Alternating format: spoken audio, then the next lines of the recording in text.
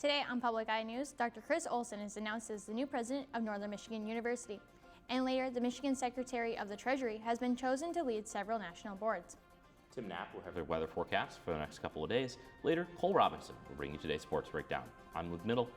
And I'm Emma Maratz. You're watching Public Eye News.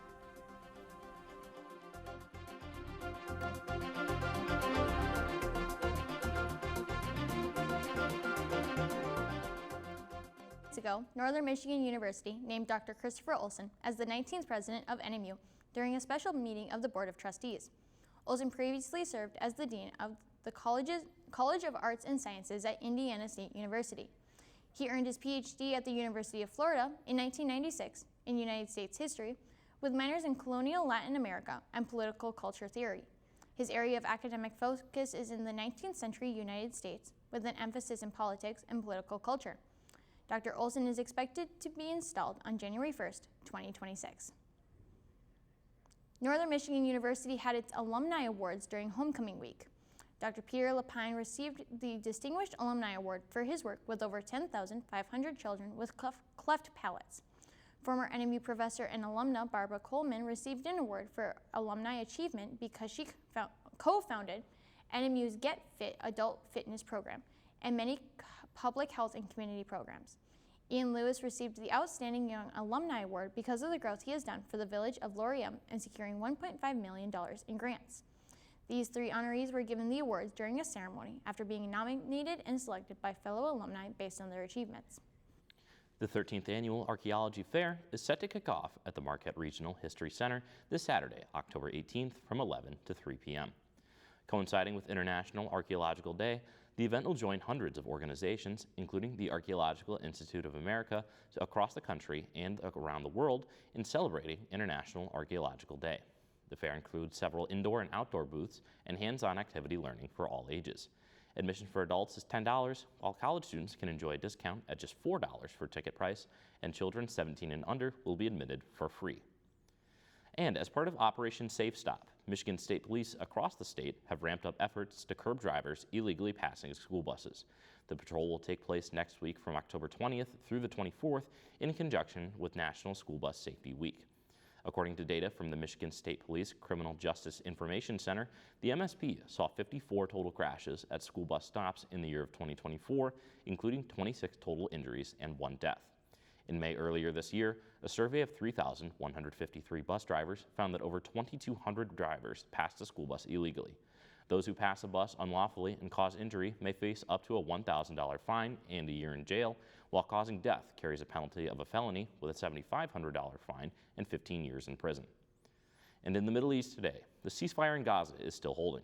Hamas has returned the bodies of 2 more Israeli hostages, while Israel has returned at least 30 Palestinian bodies. New video shows the staggering destruction in Gaza. Deborah Pata is in East Jerusalem. Israeli soldier Captain Daniel Perez was laid to rest on Wednesday after his family finally received his body held in Gaza for over 2 years. Perez was killed fighting Hamas during the October 7 attack. For his family, it brings fresh pain. It's a new truth I have to face. It's proof that you're really gone. To date, Hamas has returned 9 bodies. Senior U.S. advisors have told CBS News that the level of destruction in Gaza has made it almost impossible to retrieve the rest, even if Hamas knew where they were buried. President Trump has weighed in. It's a gruesome process. I almost hate to talk about it, but they're digging. They're actually digging. There are areas where they're digging and they're finding a lot of bodies. Then they have to separate the bodies. Israel said it would return the bodies of 15 Palestinians in exchange for every hostage. For the past few days, the Red Cross has been transferring the remains of loved ones back to Gaza, but that too has been mired in controversy. We saw with our own eyes clear signs of torture and execution, said Gazan health official Sameh Hamad. Their hands and feet were cuffed, their eyes blindfolded. Don't go anywhere. We'll be right back with weather and statewide news. From ladybird deeds to traffic violations, the law can be confusing. WNMU TV is here to help. Local lawyers. That's not even admissible in court. Answering your questions. Caller from Houghton's asking, this caller from Escanaba says, caller from Nagani asked. So that's a super complicated question, and here's why. If you say no and you continue to stick to your no, that gives your lawyer something to work with. Ask the Lawyers, Thursday at 8 p.m. Welcome back to Public Eye News. I'm Tim Knapp here with your Public Eye Weather Report. Taking a look at the roof cam, it is a beautiful fall day in Marquette. I hope we keep the ground nice and clear before the snow starts to come. Taking a look at the temperatures across the map, we're going to start off in Houghton. It is 56 and cloudy. In Ironwood, it is 55 and cloudy. And down here in Iron Mountain, it is 59 degrees and partly sunny. In Menominee, it is 59 degrees and also partly sunny. Moving across the map, in Escanaba, it is 57 degrees and partly sunny. Manistee, 56 degrees and sunny. And in Sault Ste. Marie, it is 57 degrees and sunny. And back home in Marquette, 57 and partly sunny. Current conditions outside, winds out of the south at 12 miles an hour, and the barometric pressure is 30.17 inches and falling. Tonight we are looking at rain with a low of 52 degrees and winds out of the south at 10 miles an hour. The moon phase is a waning crescent. Tomorrow we're looking at more rain with a high of 69 and a low of 53, winds out of the south at 15 miles an hour. And looking ahead to this weekend, Saturday we have a high of 66, sunny and a low of 54. Sunday a high of 54, low of 46 and partly sunny. And on Monday it is a high of 58, a low of 43 and sunny. That's all I have for weather. Now back to the desk. Thank you for that weather, Tim. Now on to some statewide news. General Dana Nessel has put out a restatement of how to recognize scams. This comes after several media outlets have reported having received prop money after selling items on Facebook Marketplace. The money is marked with bills that state for motion picture purposes. After the exchange, normally the buyer blocks the seller right after the interaction. If anyone is selling items on sites, they are encouraged to inspect bills closely, meet at places like the police department, and to avoid rush transactions.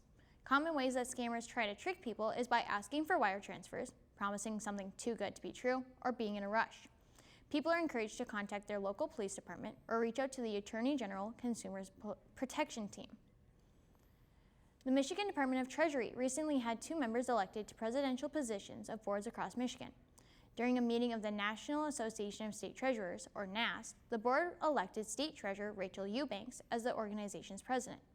Eubanks has led initiatives to help with financial education and advocated for state interests. Before being elected president, she served as chair of the Financial Literacy Committee. Chief Deputy Treasurer Lance Wilkinson was elected as the president of the Streamlined Sales Tax Governing Board. Prior to being elected, he served as the director of the Bureau of Tax Policy. It is noted that if you receive a message from the Department of Treasury asking to update bank information, that it needs to be disregarded, as there is a series of spam text messages circulating. The U.S. Senate is voting again today on a funding bill to end the federal government shutdown as the stalemate enters the 3rd week.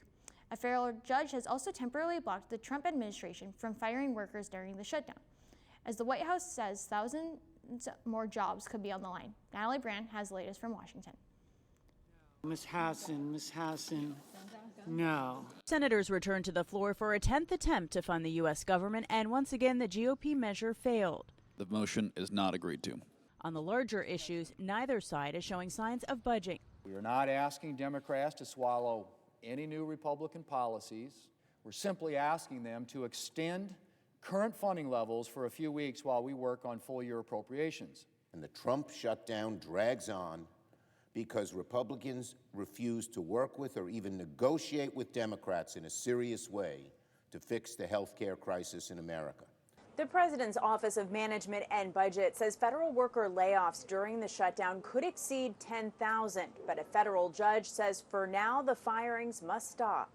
The case is playing out in California, where Wednesday a judge granted a temporary restraining order to block the cuts, saying it's a human cost that cannot be tolerated. One of the agencies significantly impacted by the layoffs late last week, the Centers for Disease Control.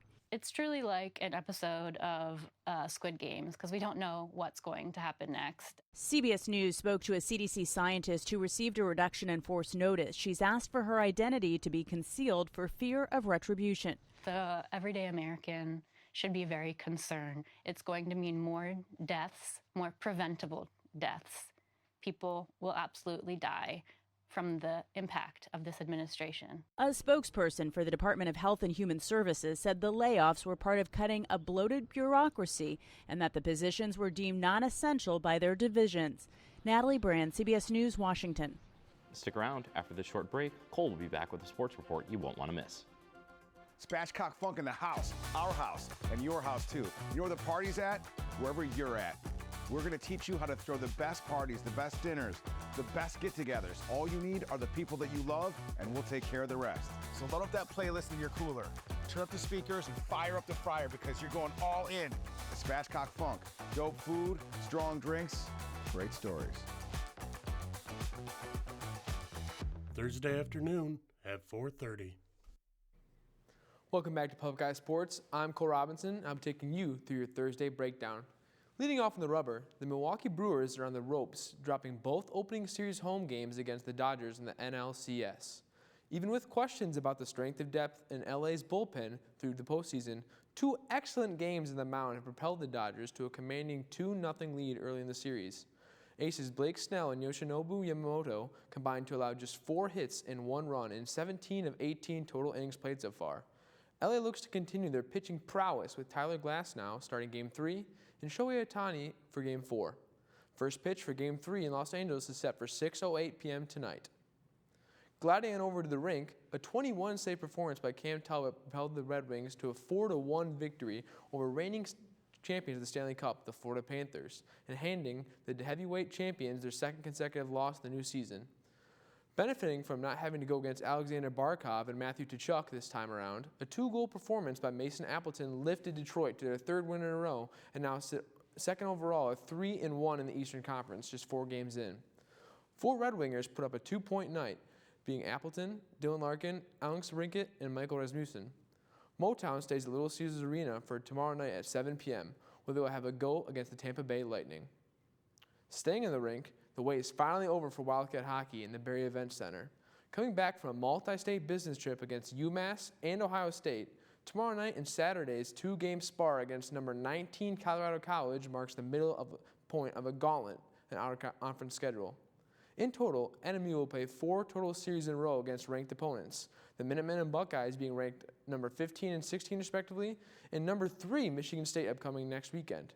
The Cats have benefited heavily from some excellent goaltender play thus far, with both starting goaltenders putting up nights with a .945 save percentage or better in a start. Puck drop is set for 7:07 p.m. tomorrow night. That's all I have for sports. Good luck, Cats, and back to the desk. Thanks for that sports report, Cole. Emma, hockey's finally back in the Barrie. How are you feeling? I'm really excited that hockey's back in the Barrie, but I hear you have some more stories from us. Yeah, I have just a couple more for you. Bad news for those living in Hancock and Houghton, as crews from the MDOT will be performing bridge inspections on the Portage Lake Bridge beginning next Monday, October 20th. Throughout the week, motorists should expect to see single-lane closures, but 1 lane in each direction will remain open regardless. Maintenance work is expected to conclude on Friday, October 24th. And speaking of Houghton, an all-new exhibit at Michigan Technological University titled Nano Wonder, Images from the Microscopic World is now open.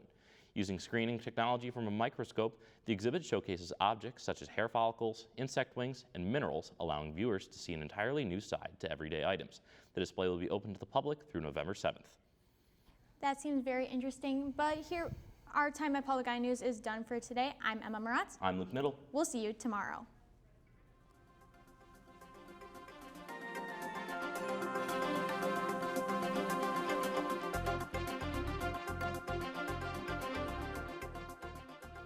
The preceding program was produced by WNMU-TV, Northern Michigan University Public Television, in studios located in Elizabeth and Edgar Hardin Hall.